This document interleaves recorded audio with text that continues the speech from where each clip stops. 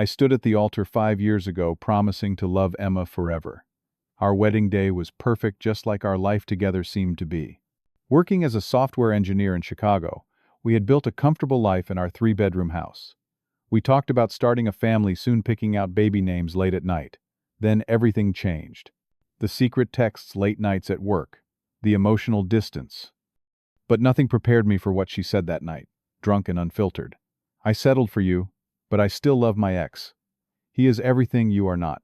Before I tell you about the worst shock of my life, let me know where you are watching from, and hit that subscribe button to follow my journey through betrayal and toward healing. Our love story started like many others. I met Emma at a university coffee shop during my senior year. She was studying art history, and I was finishing my computer science degree. Her smile caught my attention first, then her laugh as she discussed Renaissance paintings with her classmates. I gathered the courage to talk to her, spilling my coffee in the process. Instead of being annoyed, she helped clean up the mess, and we ended up talking for hours. We dated for 2 years before I proposed. The wedding was small but perfect, just close friends and family at a lakeside venue near her parents' home. The first 4 years of our marriage were everything I had hoped for. We saved for a house, took vacations to national parks, and built our careers. Emma worked at an art gallery that specialized in contemporary art, while I climbed the ranks at a software company.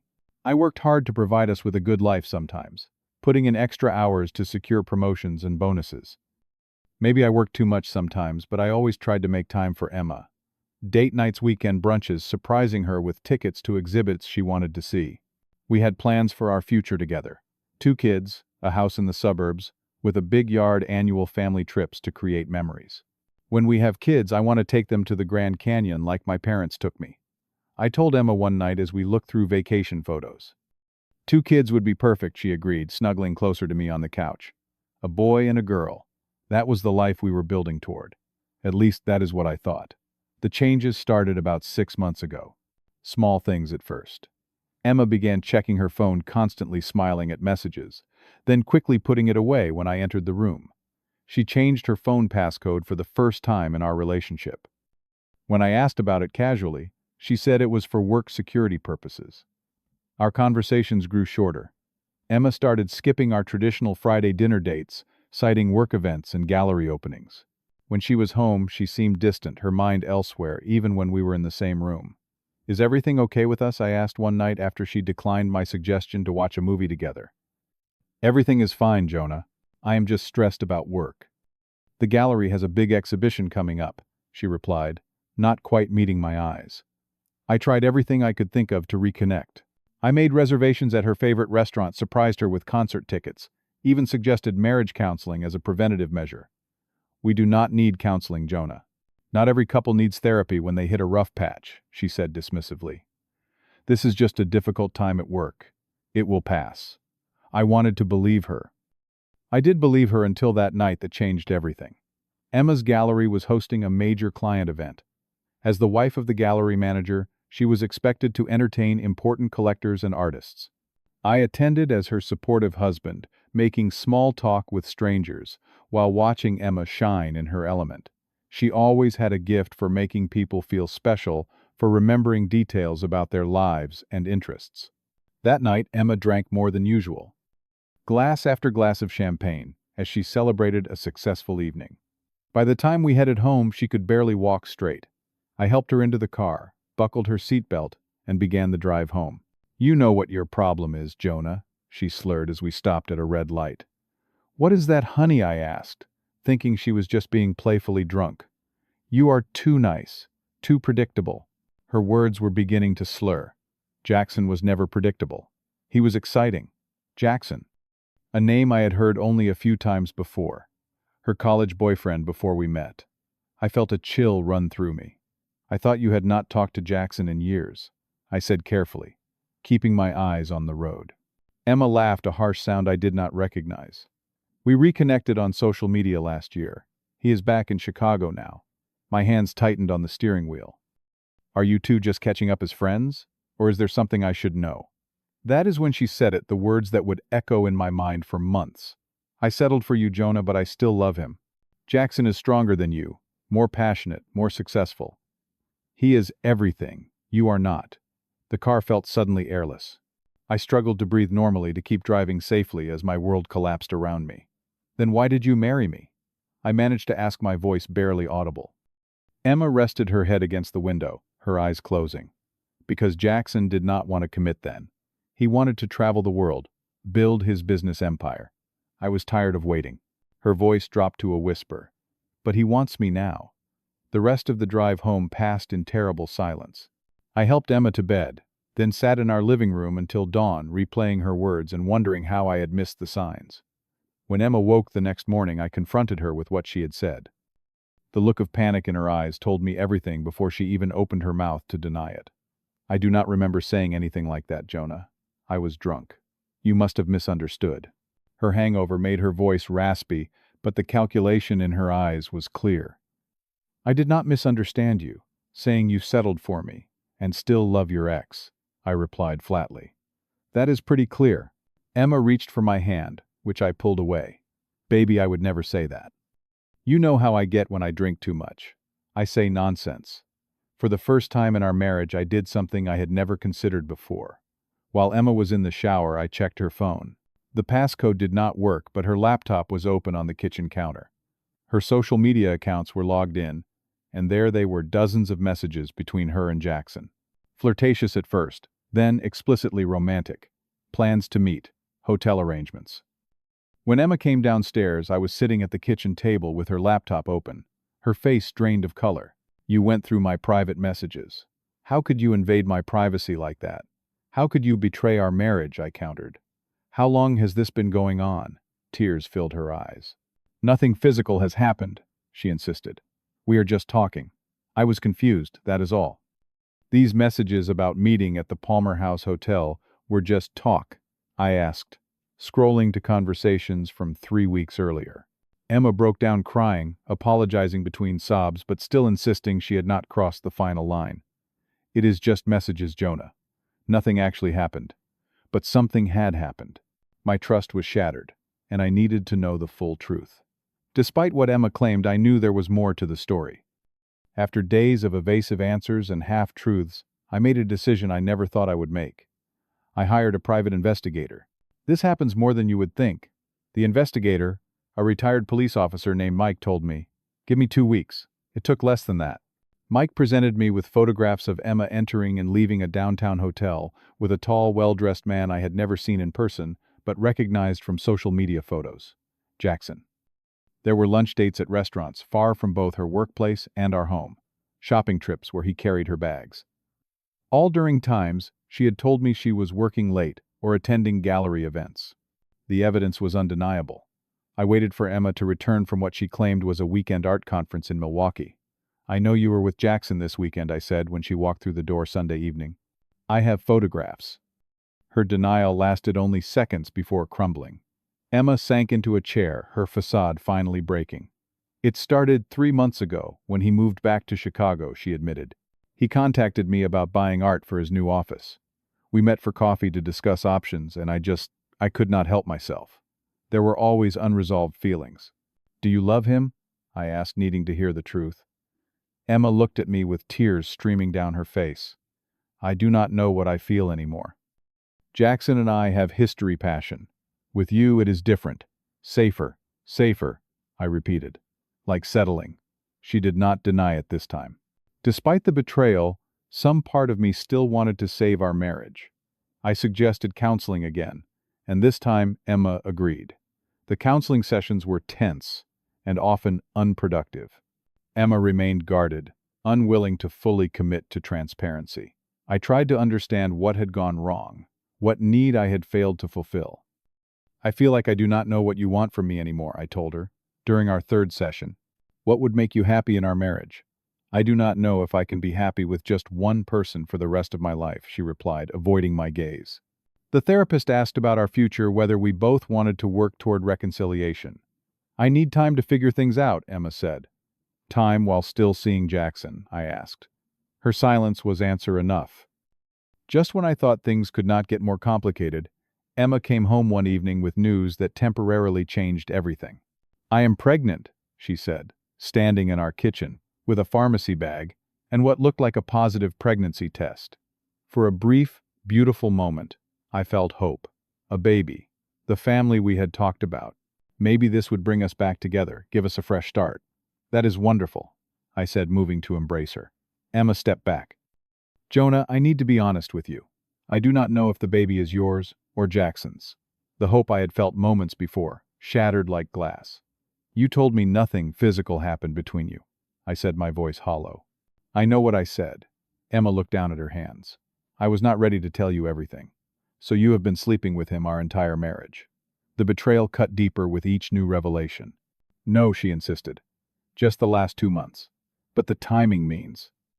I cannot be certain. I felt physically ill. What do you want to do? I want to keep the baby, Emma said firmly. No matter what. And Jackson, what does he say about this? He does not know yet. I wanted to talk to you first. I would want a DNA test after the baby is born, I said, after a long pause. Emma looked angry for the first time. Is that all that matters to you? Biology? What happened to unconditional love? Unconditional love does not mean unconditional acceptance of betrayal, I replied. The following weeks were the most difficult of my life. I spent many nights lying awake, staring at the ceiling, trying to decide what to do. I still loved Emma, or at least the person I thought she was. But could I raise a child that might be the product of her affair? Could I ever trust her again? I met with my best friend Alex for a drink and advice. What would you do? I asked him after explaining the situation. Alex looked at me with sympathy. It is not about what I would do. It is about what you can live with. Can you stay in a marriage where you were the second choice? Where you might always wonder if she is thinking about him? His questions echoed my own thoughts. You deserve someone who chooses you first, not as a backup plan, Alex added. Those words stayed with me. I consulted with a divorce lawyer the following day just to understand my options. The lawyer, a no-nonsense woman named Lisa, laid out what a divorce might look like. Given the circumstances and evidence of infidelity, you are in a relatively strong position, she explained. But these situations can get messy, especially with a pregnancy involved. I spent another week gathering my thoughts, reviewing the evidence, and examining my feelings. In the end, my decision came down to one question. Could I respect myself if I stayed? The answer was no. It was a quiet Thursday evening when I finally did it. Emma was reading in the living room when I placed the divorce papers on the coffee table in front of her. What is this? She asked, though the look in her eyes told me she already knew. Divorce papers, I said calmly. I want a divorce, Emma. She stared at the documents in shock. You cannot be serious. Because of one mistake. This was not one mistake. This was months of lying, cheating, and emotional manipulation. You just told me you settled for me, that you love someone else. Emma stood up, suddenly desperate. I can fix this, Jonah. I will end things with Jackson completely. I will go to therapy. We can raise this baby together and be happy. The trust is gone, I said simply. Once that foundation is broken, we cannot build anything meaningful on it. The desperate pleading lasted only minutes before transforming into something else. Emma's face hardened, her voice rising. You are throwing away 5 years of marriage just like that. What kind of man abandons his pregnant wife? She shouted. I did not throw away our marriage. You did that when you started sleeping with Jackson, I replied, struggling to keep my voice steady. You are being so unfair. Her voice rose higher. You were never there emotionally. Always working, always distracted. Jackson understood me in ways you never tried to. The accusations continued, each one more hurtful and further from the truth than the last. Emma paced the living room, her words becoming increasingly bitter. If you leave me now, you will regret it forever, she threatened. I will make sure everyone knows what kind of man abandons his family. I am not abandoning anyone, I said. I am choosing not to stay in a relationship built on lies. Emma grabbed her phone. I am calling my parents. They will be disgusted with you. Then, I am calling your mother. What will she think of her son walking out on his pregnant wife? I had anticipated this reaction and had already spoken to my parents about the situation. They were heartbroken but supportive. Emma would find no allies there. The next morning, Emma was strangely quiet. She avoided eye contact at breakfast, typing frantically on her phone. Later that afternoon, she entered my home office with red, swollen eyes. Jackson knows I am pregnant, she said flatly. I waited for her to continue. He does not want anything to do with the baby. He says it will interfere with his 5-year business plan. Her voice was hollow. He blocked my number when I kept calling. Despite everything, I felt a pang of sympathy for her. Being rejected by the person you truly want is painful regardless of the circumstances. I am sorry to hear that, I said honestly. Emma looked at me with sudden intensity. This is our chance, Jonah. Jackson is out of the picture. We can put this all behind us and be a family. I shook my head slowly. That is not how this works. I am not your backup plan, Emma. But what about the baby? She demanded. Are you really going to abandon your child? We do not know if it is my child, I reminded her gently. And if it is, we will work out co-arrangement. But our marriage is over. Emma exploded. You would let your child be raised without a father just because of your pride. You would punish an innocent baby because you cannot handle that. I made a mistake. This is not about punishment or pride, I said firmly. This is about self-respect and creating a healthy environment for any child involved. A toxic marriage is not a gift to a child. Her final demand came that evening. If you want any chance of saving this marriage, you need to agree to raise this baby as your own regardless of biology. No DNA test, no questions, just acceptance. I cannot do that, Emma. Not with this broken foundation. She stormed out of the house that night, slamming the door behind her. Within hours, my phone was flooded with messages from mutual friends and some of her family members. Emma had told them her version of events, that I was abandoning her during pregnancy because of unfounded suspicions, that I was cruel, controlling, and emotionally abusive. People I had considered friends were now questioning my character. Colleagues gave me strange looks. My focus at work suffered as I tried to navigate both the personal and public fallout of our collapsing marriage. The night Emma came to collect more of her things was the worst. She brought her sister for support and moral authority. You will never see this baby if it turns out to be yours, she hissed as she packed clothes into a suitcase. I will make sure of it. Her sister looked uncomfortable but said nothing to contradict her.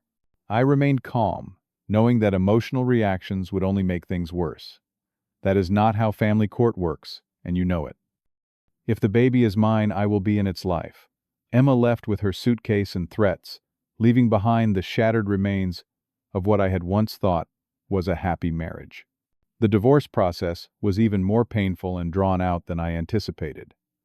Emma contested everything from asset division to the grounds for divorce itself.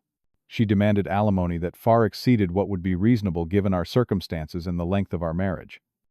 She is deliberately prolonging this, my lawyer Sarah explained. It is a common tactic when one party is not ready to accept the reality of divorce. Emma rejected our first 2 settlement offers without counter-proposing. She missed mediation appointments. Each delay added to both the emotional and financial cost. Throughout this process, I maintained as much composure as possible. I continued working, though I took some time off when the stress became overwhelming. I documented every interaction with Emma, saved every text and email, and followed my lawyer's advice to the letter. The final court date was set for 8 months after I first filed for divorce. By then, Emma was in her 3rd trimester. She arrived at the courthouse, looking both vulnerable and determined her pregnancy, visible for all to see, a calculated move to gain sympathy. The judge, a stern woman in her 60s, reviewed our case thoroughly.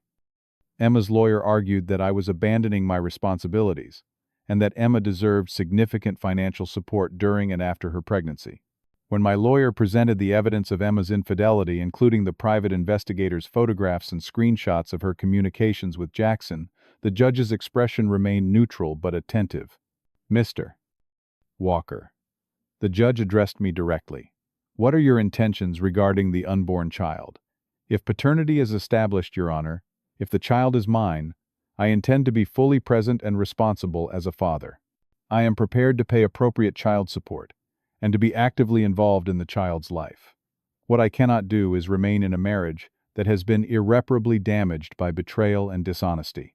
The judge nodded, then turned to Emma. Mrs. Walker.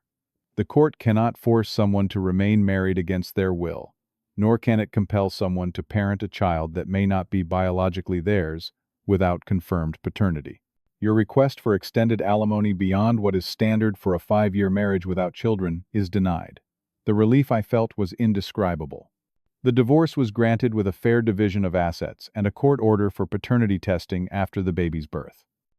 As we left the courtroom, Emma's sister approached me while Emma spoke with her lawyer. "For what it's worth," she said quietly, "I am sorry for how all this happened. I love my sister, but what she did was wrong." I nodded, appreciating the small gesture of understanding. 3 weeks later, Emma gave birth to a baby boy. The DNA test results arrived 2 weeks after that. I was not the father. Jackson was. The finality of that knowledge brought a strange mixture of sadness and relief. I sent Emma a brief civil message, congratulating her on the birth and wishing both her and the baby well. She did not respond. The months following the divorce were dedicated to healing and rebuilding. I found a therapist specializing in betrayal trauma, which helped me process the emotional damage of the past year. "What you are experiencing is normal," Dr. Winters assured me during one session. "Being someone's second choice, their backup plan is deeply painful. But it speaks to their character, not your worth." Those words became a mantra as I worked to rebuild my sense of self-worth. I joined a support group for people going through divorce, where I found understanding among others with similar experiences. "I thought I would never trust anyone again," shared one group member, who was further along in his healing journey. "But eventually, you learn to trust yourself first, your own judgment. Then gradually you can open up to others again." With time and support, I began to focus on rebuilding my life. I threw myself into work, earning a promotion to management that I had been working toward for years.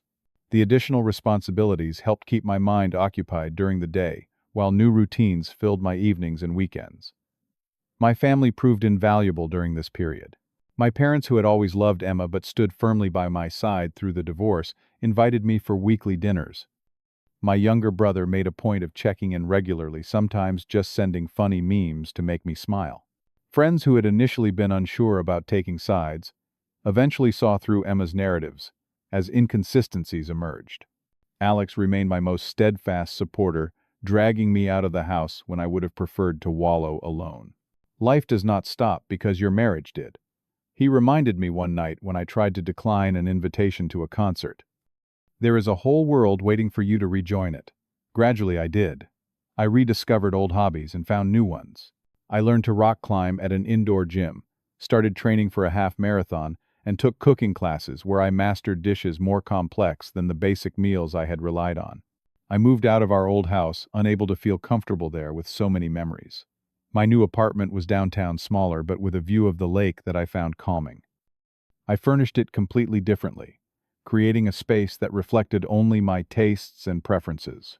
It was almost exactly 1 year after filing for divorce, when I unexpectedly ran into Emma at a coffee shop in a neighborhood I rarely visited. She was alone without the baby, looking tired, but put together in the way she always managed even under stress. Our eyes met across the room, and after a moment's hesitation, she approached my table. "Hello, Jonah," she said softly. Emma, I nodded. "How are you managing?" she replied with a small smile that did not reach her eyes. "Benjamin is 6 months old now. He is a handful." "Congratulations," I said, and meant it. Whatever had happened between us, a new life was something to celebrate. "Jackson is still not in the picture," she added. "He signed away his parental rights." I nodded, unsure what response she was looking for. "I was wrong," Emma said suddenly, "about so many things. I know it is too late, but I wanted you to know I regret how I treated you. Being a single mother has taught me a lot about what really matters." A year ago, those words might have sent me spiraling or given me false hope. Now they simply felt like closure. "I hope things get easier for you and Benjamin," I said sincerely. "What about you? Are you seeing anyone?" she asked. "Not yet," I answered honestly. "I am focusing on myself for now." We chatted for a few more minutes before parting ways. As I watched her leave, I realized something profound. I felt peace. Not happiness exactly, but a calm acceptance. The anger, hurt, and resentment that had consumed me for so long had faded, leaving space for new possibilities. The hardest lesson I learned through all this was that you cannot make someone value you the way you deserve. No amount of love, loyalty, or sacrifice will make someone see your worth if they are determined to look elsewhere. But the most important lesson was that my value does not depend on someone else's ability to see it. True freedom came when I found the courage to stand up for myself, to say that I deserved better than being someone's second choice. It did not come easily or without pain, but on the other side of that pain was a stronger, wiser version of myself. I do not know where life will take me next. I am open to love again, but I will approach it with both an open heart and open eyes. I have learned to recognize red flags, to trust my instincts, and to require transparency and honesty from the beginning. Sometimes the worst things that happen to us open doors to the best things that will ever happen to us. My journey is not over yet, and for the first time, in a long time, I am genuinely excited to see where it leads. Have you ever had to make a difficult choice between staying in a comfortable but unhealthy situation or stepping into the unknown? Share your experiences in the comments below. If this story resonated with you, please hit the like button and subscribe to hear more stories about overcoming life's challenges. Remember, you deserve to be someone's first choice, never their backup plan. Thank you for listening, and I wish you the courage to choose your own happiness, even when that choice is the hardest one to make.